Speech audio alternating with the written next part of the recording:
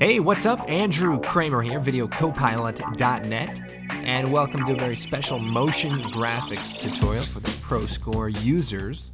And we're going to be sort of using this design as the inspiration. Now, this was actually created primarily in 3D, so we have a little bit more realistic lighting and reflections and things like that. But we're going to be creating a very similar, very cool 3D design only in After Effects. So let's take a look.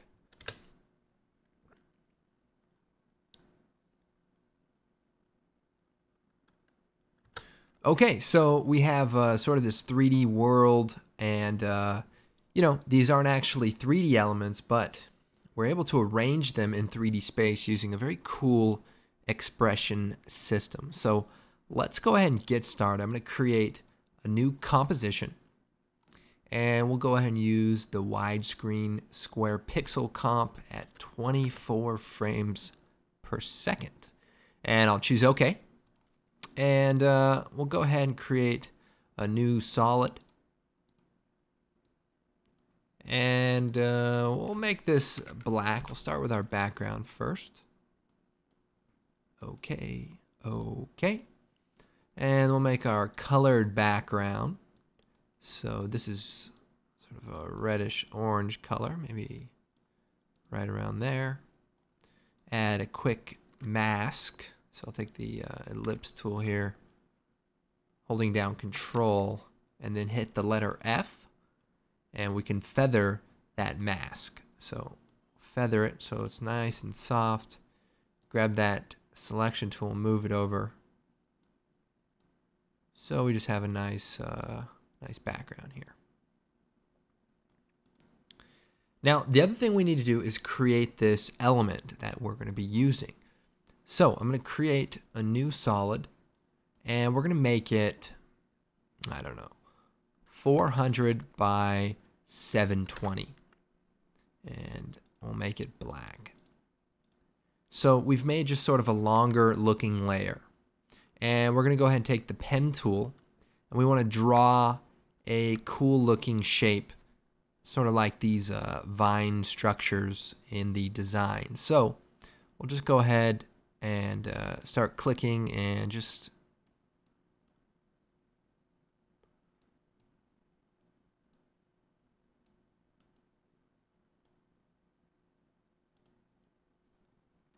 okay. We can go ahead and refine this. First, we'll scale it down, and maybe we'll make a background layer quickly that we can use to contrast, so we can actually see our little vine here. And we'll go ahead and make it a little longer and probably that tall. So let's go ahead and just smooth these points out. So I'm just dragging the handles and adjusting them so they look a little bit smoother.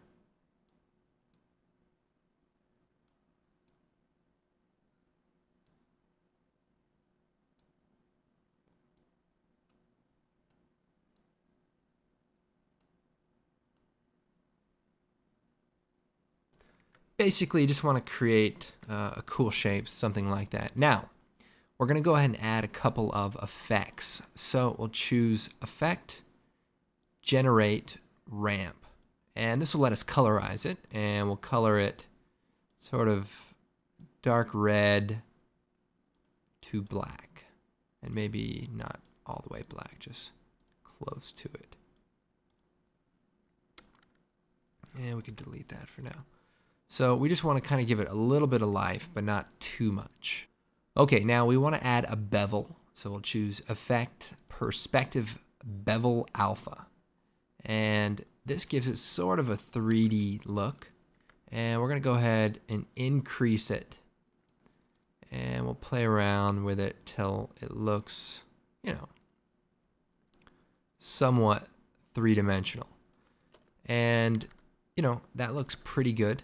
Now, the other thing we want to do is pre-compose our graphic. So we'll take the graphic and we'll choose Layer, Pre-compose.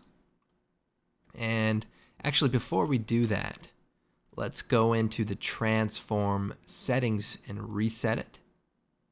And then we'll pre-compose this layer, pre-compose, and we're going to move all attributes into the new comp.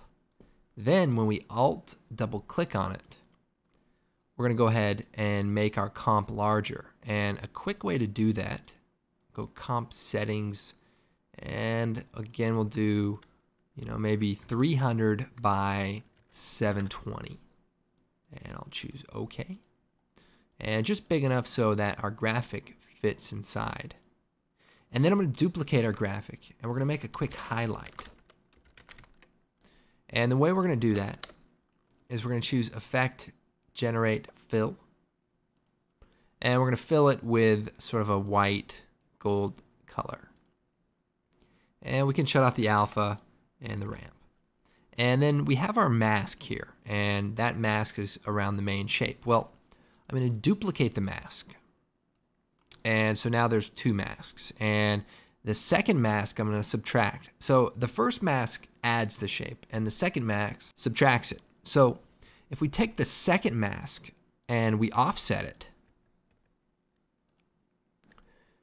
you can see we create just a slight little edge. And then if we move the whole mask, the first mask, over, or even rotate it, let's see if we turn our mask back on, we can double click on it and maybe even rotate it very slightly, and you can see we've created a very nice highlight effect.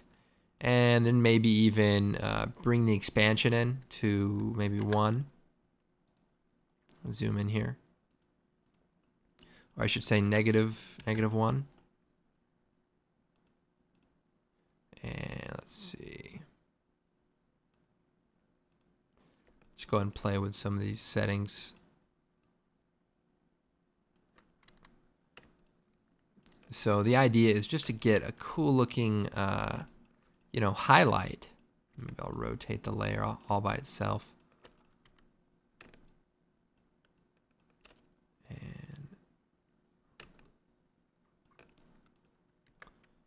So that looks pretty good, and we just want something that looks organic but has a bit of 3D to it. Now we can go and close that, and then we'll take the element and we'll scale it down, and then we'll take the pan behind tool. And this seems all technical, but I just want to make sure I include all the steps. It's going to be actually pretty fun. So with that pan behind tool, I'm going to move the center point down to the bottom, and it kind of looks like a hair. And if I take the rotation tool, I can rotate around that point. So this is like the basic setup, and once we have the element together, then that's when we can start doing some cool things. Now we're gonna turn it into a 3D layer, so we'll toggle the switches and turn on the 3D layer switch, and now I can move the layer in 3D space. But we're going to actually create a very cool expression that's going to allow us to distribute it in a very organized yet random manner. So let's go ahead and create a new camera. And 24mm, OK. All right, and then we'll go ahead and take our design and build our expression system. So we'll create an adjustment layer, and we'll call it controller. Then we'll choose Effect, Expression Control, Slider Control. And let me just show you what this is going to allow us to do. So real quick, I'll just turn on some draft 3D so that this renders just a bit quicker. I have a whole bunch of those lines all stacked on top of each other. Now, if I wanted to move them all around individually, I could do that, but it would kind of be a lot of work. So I've set up a controller that allows you to randomly offset them and basically distribute them in 3D space. So if you see here, I'm offsetting them in X space, and they're sort of spreading out slowly. And that is the very cool expression system we're going to be building right now. And it works similar to a particle system where you can stretch, things in an X, Y, and Z manner. So first, on the slider control, we're going to call this X. and we'll duplicate it, and we'll call this Y, and we'll duplicate it, and we'll call this Z. By the way, duplicate, Control D. On to the graphic comp. I'm going to bring up the position, and I'm also going to bring up the effects for the controller so I can link to them. And what I want to do is alt-click on the position. And here is the expression we're going to write. We're going to write x equals wiggle 0, comma, this value. And remember, wiggle, we could just type 0, comma, 50, and the wiggle would randomly change the value 0 times per second and change it by an offset of 50, or within 50. Now, instead of using an exact number, we're going to use the slider control from here. So we'll delete the 50 and we'll link to the X value. Now, we are working with an array. So bottom line is we need to make a value for X, Y, and Z. So there's 3 values. They're referred to as 0, 1, 2. So the way we do that is we put a bracket after this and type 0. And that basically says wiggle this much and use only the first X value. And we'll move on and we'll do the exact same thing. We'll type Y equals wiggle 0, comma, our Y slider. And we do a parentheses to close it. We'll do another bracket and the number 1 and a close bracket and semicolon just to close that line out. Then we'll do Z equals wiggle 0, comma, that value, close it, bracket 2, bracket, parentheses. So that's our 3 variables. And then we simply do a bracket, X, comma, Y, comma, Z, and a bracket. So these are actually dynamic variables that are going to be based on these. And the X, Y, Z basically says, okay, use those values. So now if I click away, nothing has really changed because our values are exactly the same.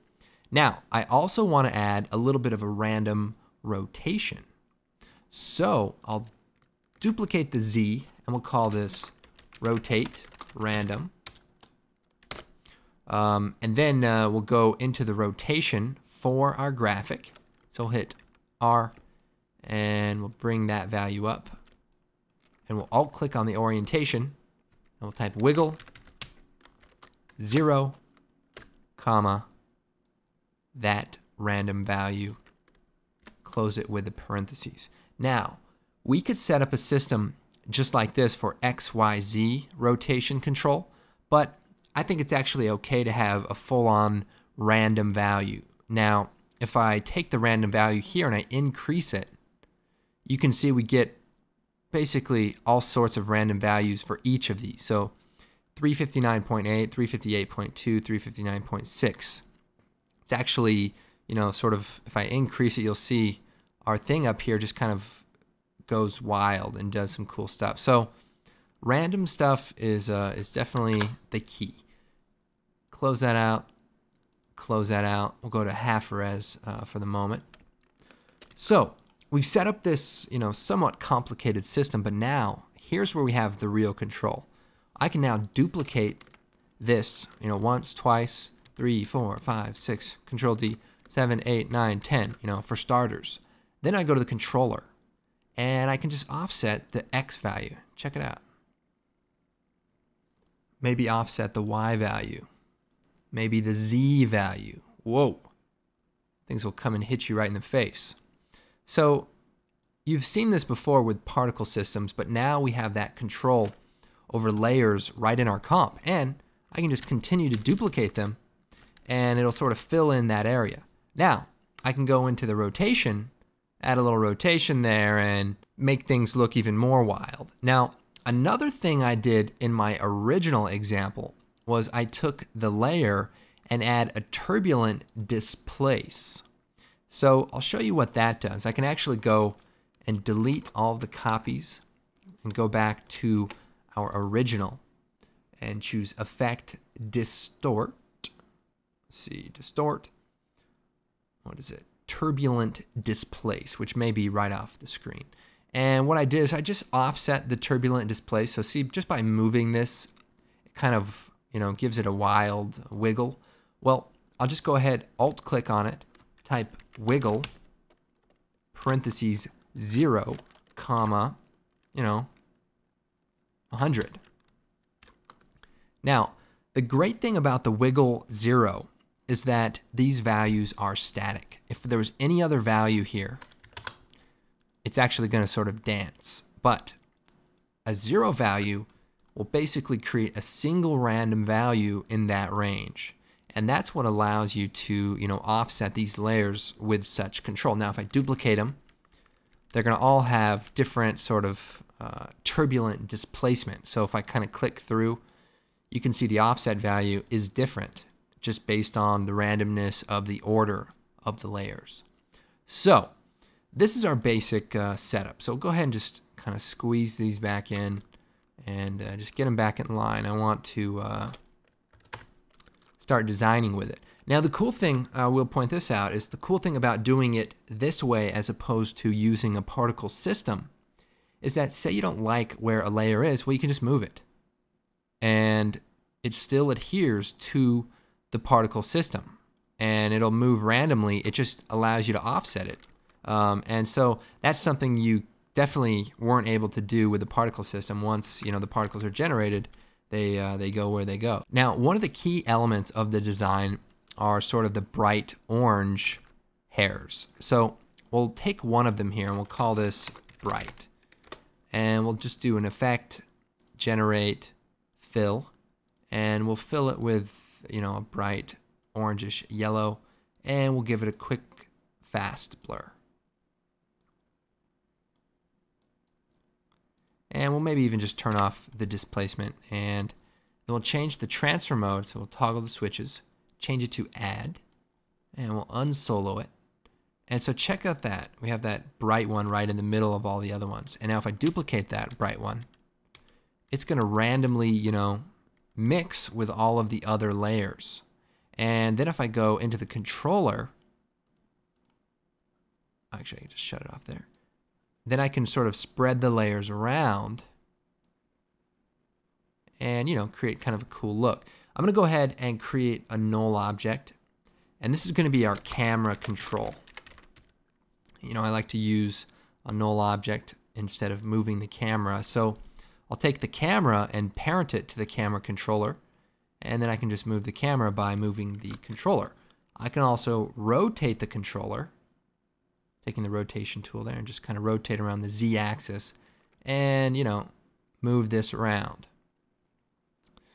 So going back into the controller for our layers, I'll kind of offset them a bit.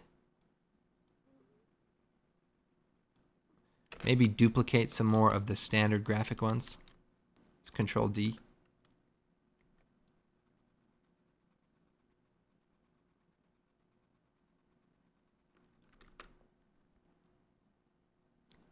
Okay, so going back up here, and we've got most of this set up. We'll go and take the controller for the camera, hit P, set a keyframe for the position, move it forward, and then maybe back the camera up just a bit. And then we move forward, and we'll move the camera forward even further.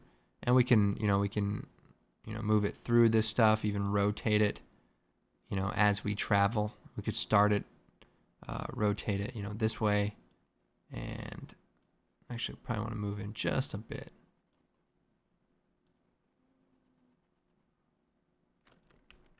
And then to keyframe the rotation, we'll keyframe the orientation. I just hit R, Shift R, and brought that up. And rotate this back around this way. Maybe even just shift some of the position here.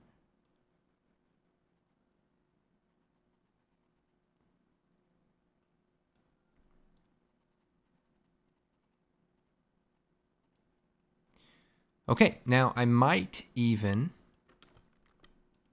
brighten up our background layer. Now another thing that we can do is use the shy effect, and that just basically turn that on there, and then you click on the shy button, and it just hides all the layers while you work. You can still select them and they're still there. Just allows you to get to other layers that are more important quickly. So we have this dark background and I want to fill it with a new color. So generate fill, and maybe, play with the color a bit. Maybe even like a maroon color. Be kind of cool. And also we'll add an adjustment layer that we can add some, color correction to. So we'll do a glow, and we'll do a tint, and we'll do curves. So we'll set this up. Well, first, we'll give it a little bit of a tint. So just bring some of the color down, and then maybe increase the radius of the glow.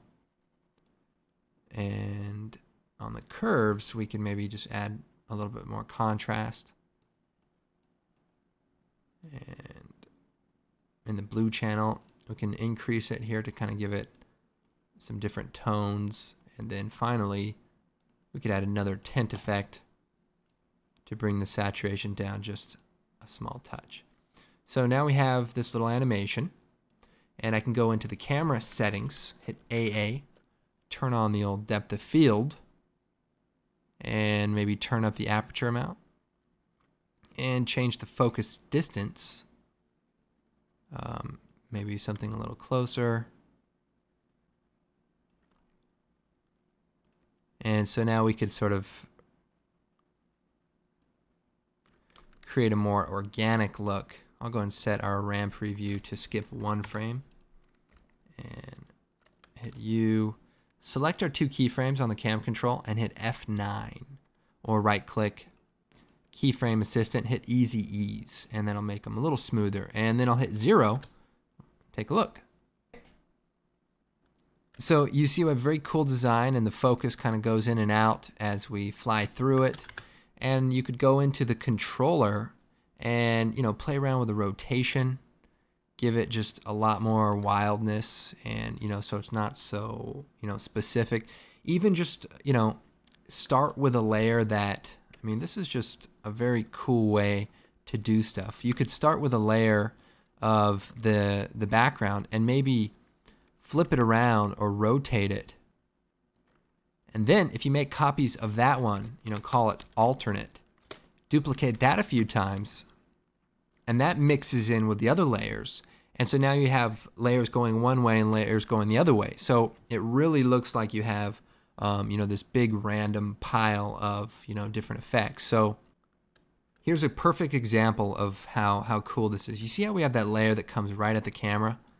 It almost hits the camera. Well, what we can do, assuming we can find it, is, let's see, lock that, is we can take that layer that's getting in the way and just move it over a little bit.